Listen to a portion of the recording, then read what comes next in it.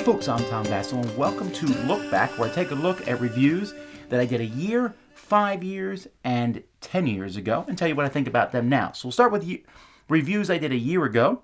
First of all, I did Terra Shifter, which is kind of like a cooperative puzzle game where you're moving around pieces. It's okay. It's very puzzly, and basically, it's kind of a one-player game spread out. Little Bird, Big Hunger is a game for kids, cooperative little game, figuring out what food to feed the birds. And Kitty Betty, another kids game.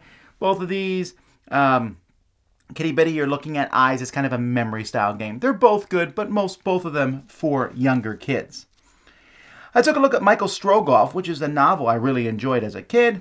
Like the theming of this one very strongly. The game is okay at best. There's, as you're just trying to move along this track, I think it's going to feel samey from game to game. But I do like that they tried this theme at least. Then we jump up to, Empires. Now, Empires, what a fantastic game with not fantastic components. But this is a game that can be a big group of people. It almost feels like a shortened, bigger negotiation-style game, Sidereal Confluence almost, but this is a shortened one where you are working together trying to trade things. Very quick, very simple, no downtime. It's unique and I like it, although a very boring name. And Qoodles, this is a game where you're trying to pour pawns out of a cup, but just pour out the exact right number. So you just go, and you pour out 5 or 7 or 10, and you're trying to get these specific numbers. Silly game, there's nothing like it, but I enjoyed it. I also enjoyed Council of 4. What a fantastic game. This is the new, I took a look at the new Come On version of this game, and Council 4, where you are basically setting up these chains of victory points. It's a very Euro game, but I love it. Pool Party. This is a great kids game. I believe it made my top 10 kids games of the year. Kind of where you're like using these little plastic pieces and trying to bounce them into the pool, but the pool is wiggling and wobbling around. Really cool game. Should be at Walmart. And then Incorporated. This is a very unique game.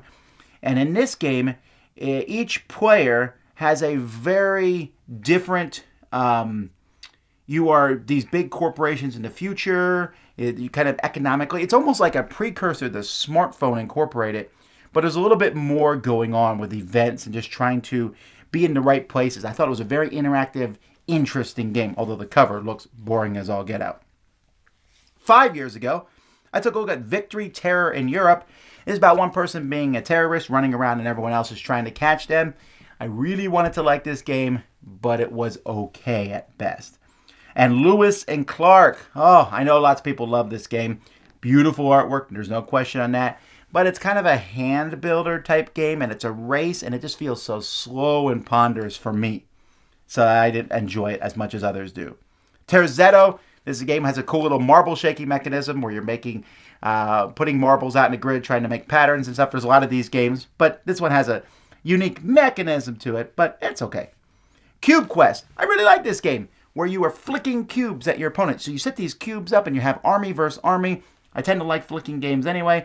This is a cube one. I had hoped that there would be like follow-ups to this and expansions. There never was. This was pretty much all you got in this game. But it's still fun, and every once in a while, I love playing it with my daughter. Dungeon Pets. This one kind of came down for me a bit. Melody still really loves this game. And I thought it was neat. I think it's better than Dungeon Lords, actually. And I love the theming of it, where you're trying to get these monsters and feed them and everything. It's just big, long, and heavy, and I haven't brought it to the table in years, although Melody has gone out of her way to find it and play it. 10 years ago, Ninja vs. Ninja from Out of the Box Publishing. It's okay. A little fast, kind of abstract, kind of lucky game, running ninjas around, had really cool pieces. Backseat Drawing. This is actually an interesting party game where one person's telling another person what to do as they draw, trying to get people to guess it. So think kind of Pictionary, but I'm saying, okay, draw a line up, now draw over, now do this, and you're basically explaining to someone else how to draw. It's good for a lark anyway. Dark Overlord. This game.